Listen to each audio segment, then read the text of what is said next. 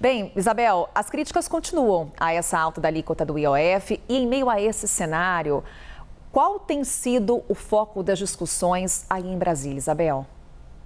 Carol, o termômetro de risco para o governo foi aumentando nos últimos dias. Eu conversei com vários líderes da Câmara dos Deputados ontem para sentir melhor essa temperatura, Carol.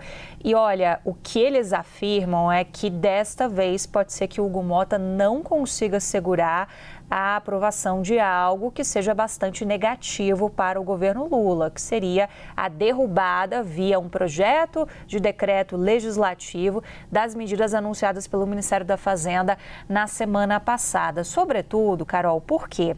Essa articulação partiu inicialmente da oposição bolsonarista, mas ela foi ganhando corpo, por exemplo, entre os parlamentares do Centrão, entre parlamentares de partidos muito alinhados também ao próprio governo Lula, porque eles encontram um meio ali de comunicação muito forte com os setores produtivos. Eles são interlocutores dos setores produtivos que, por óbvio, chiaram bastante em relação a essas medidas, Carol. Então, do ponto de vista ali de articulação de dentro do Congresso Nacional, a gente não pode mais tratar esse assunto como, isso aqui é o bolsonarismo que está vindo pentelhar o governo, está vindo incomodar o governo com mais uma medida de desgaste. Não se trata disso, Carol. De fato, foi algo que foi ganhando corpo, foram diversos projetos de decreto legislativo apresentados, não só na Câmara dos Deputados, mas teve um no Senado Federal também, mas o grosso está realmente na Câmara dos Deputados. É daí que essa bomba vai cair no colo do presidente da Câmara, Hugo Motta, que até aqui tem adotado uma estratégia que já é recorrente de vou jogar o assunto para o Colégio de Líderes. Essa reunião dos líderes acontece toda quinta-feira, mas ele já se reuniu com alguns parlamentares da oposição para falar desta e de outras pautas ali na Câmara dos Deputados e já deixou bem claro o seu próprio descontentamento em relação a essas medidas. Qual que é a pegada principal que une todos esses parlamentares que estão sendo críticos a essa medida do governo Lula, Carol? É o fato de que não há mais espaço para aumento de carga tributária. Essa é uma frase que a gente ouve de todos os parlamentares.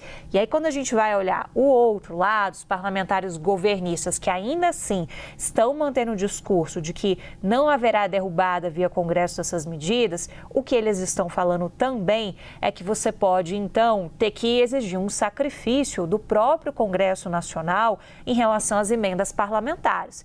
Por quê? O objetivo todo da medida do IOF é arrecadatório. Somente neste ano de 2025, o objetivo é arrecadar 20 bilhões de reais, para lá no final do ano o governo poder dizer conseguimos cumprir a nossa meta de responsabilidade fiscal, de zerar o déficit nas contas públicas. Sem esse dinheiro, o governo não consegue. Se essa licença for derrubada, Carol, aí você tem que achar outra fonte para financiar.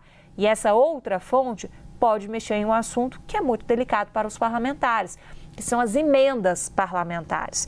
Você teve, nas medidas anunciadas na semana passada, de contingenciamento e bloqueio, as emendas sendo afetadas também, mas pode crescer o volume a partir do momento em que houver risco para a principal medida de arrecadação que o governo lançou mão para conseguir fechar as contas. Então, daqueles mais de 30 bilhões de reais de bloqueio e contingenciamento que foram anunciados na semana passada, a gente tem que entender que pelo menos 20 bi estão vindo neste ano desse dinheiro que poderia ser arrecadado com o aumento do IOF para diversas operações. Carol, se você tira essa fonte de receita que o governo já está contando com ela automaticamente, você vai aumentar os 30 bi para uma necessidade de 50 bi. E aí você tem que tirar esse dinheiro de algum lugar. Daí esse discurso que parte dos governistas já vem adotando de que, bom, vamos ter que mexer nas emendas de vocês então.